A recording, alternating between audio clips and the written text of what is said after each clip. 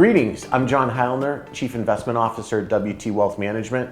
We're shooting this today from our beautiful office in North Scottsdale, right off Market Street in DC Ranch.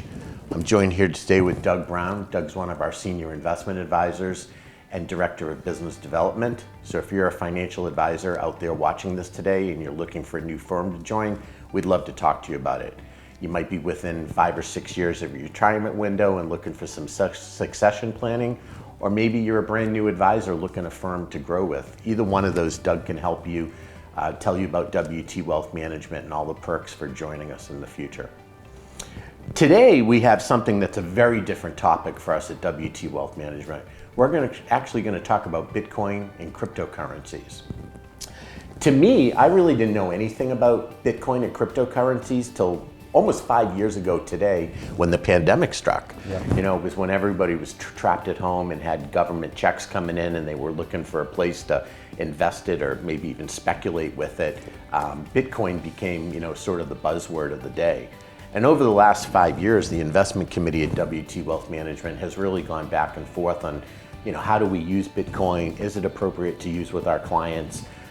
Doug's been a Bitcoin bull for the last couple of years as I've worked with Doug, and we put together 3 or 4 questions that are most commonly asked from both of our clients and our advisors, and Doug has graciously offered to join today and do a little education on what we're calling Bitcoin 101. So with that, Doug, let's get right to it. Yeah, glad to be here, and these are questions we're getting on a daily basis.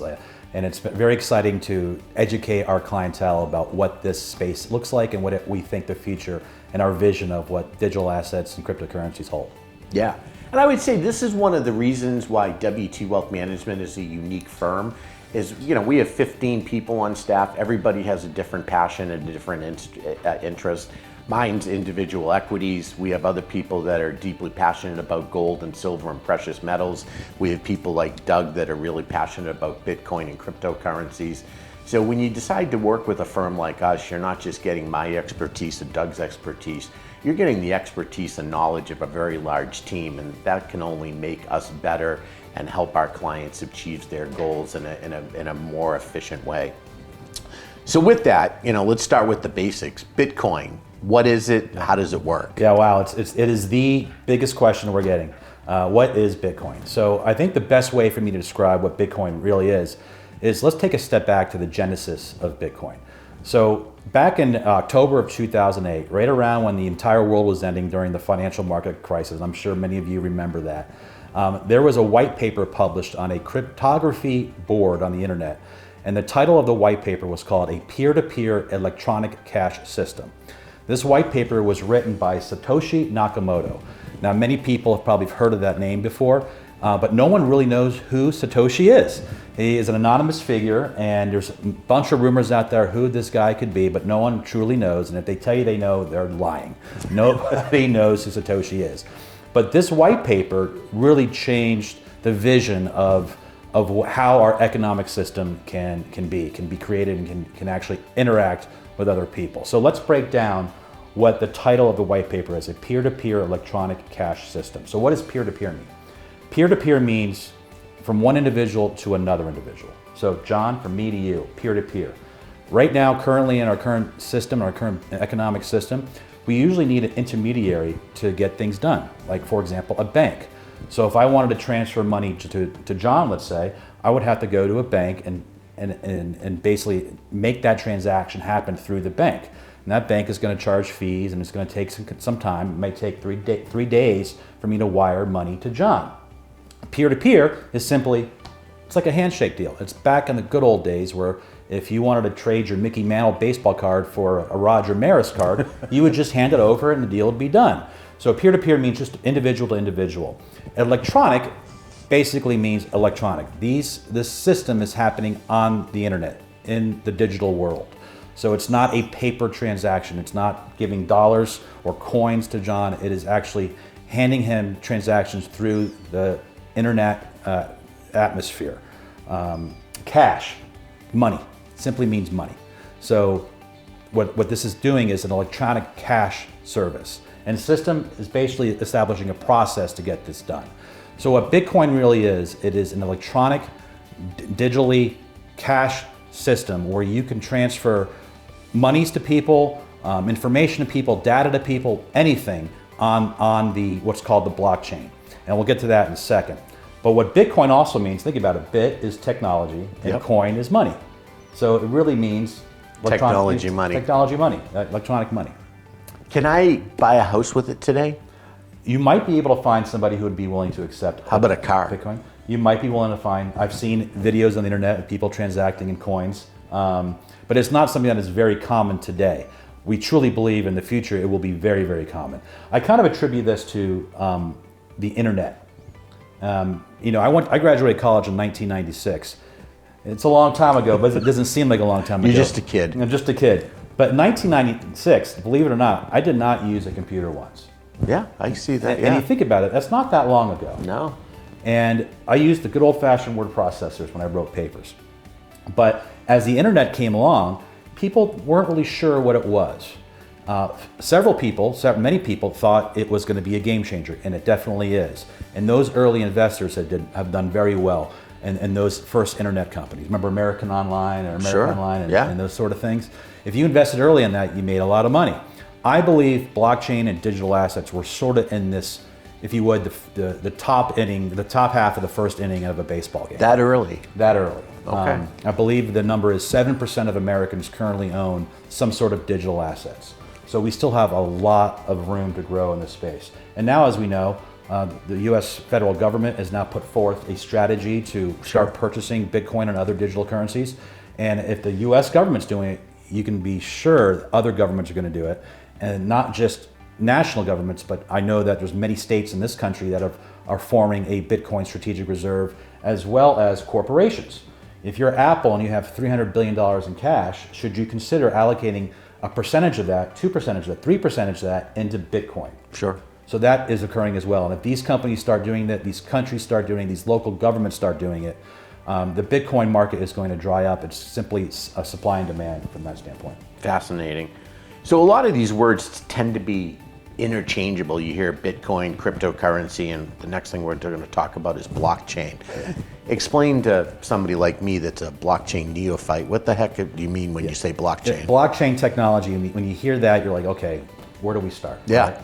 Right? The best way for me to describe what blockchain is, it is a decentralized ledger.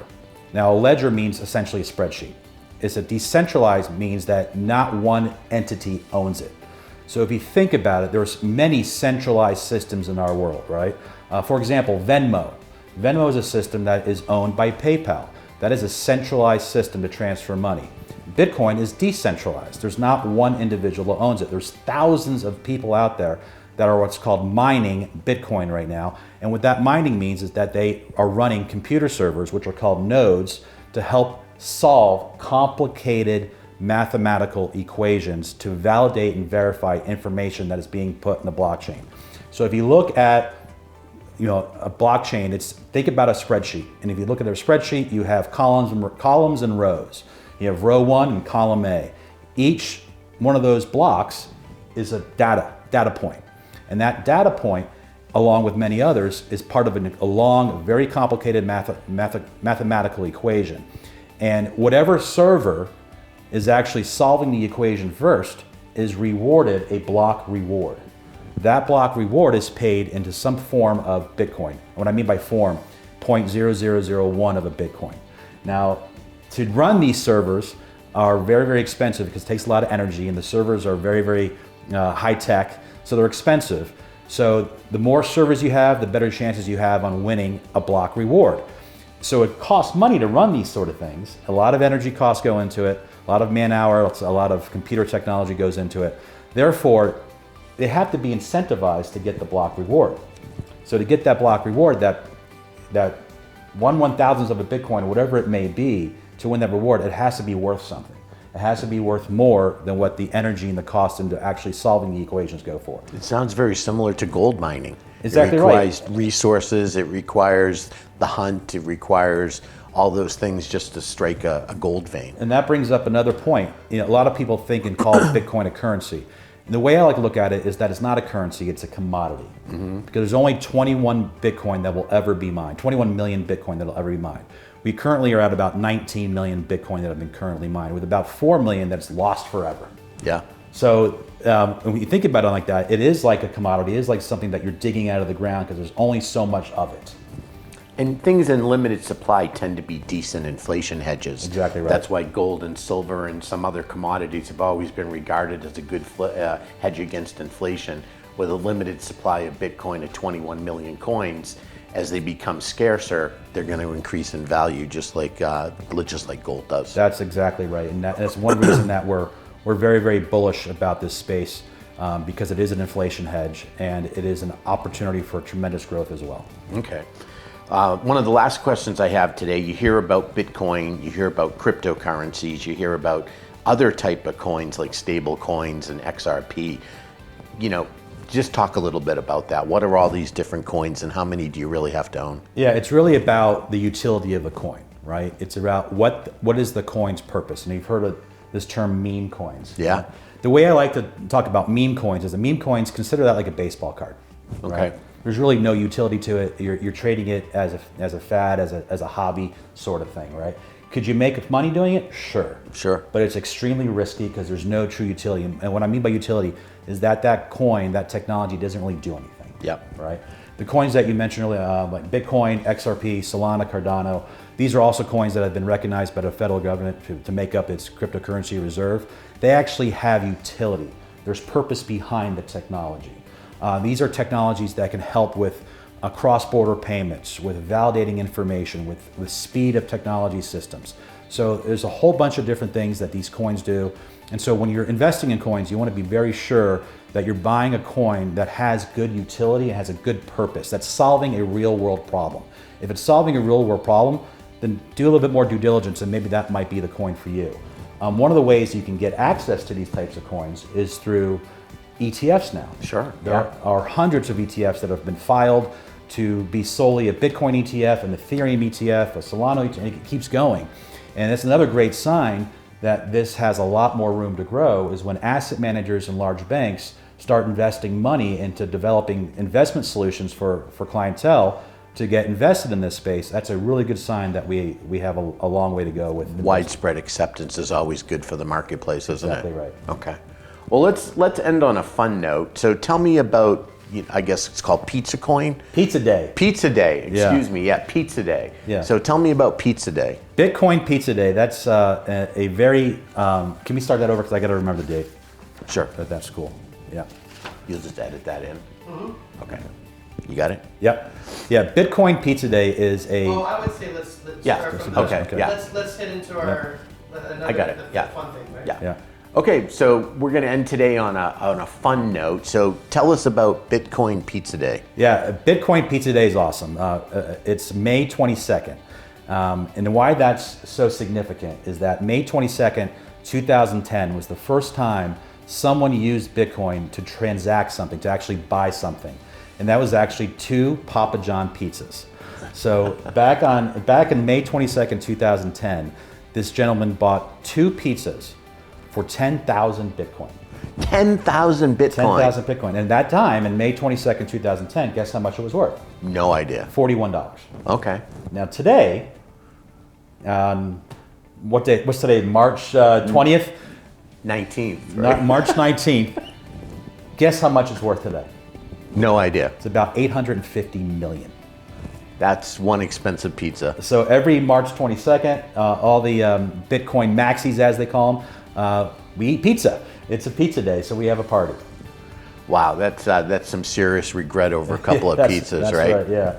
Well, Doug, I can't thank you enough. This is, again, one of the reasons why I think W2 Wealth Management is uniquely positioned.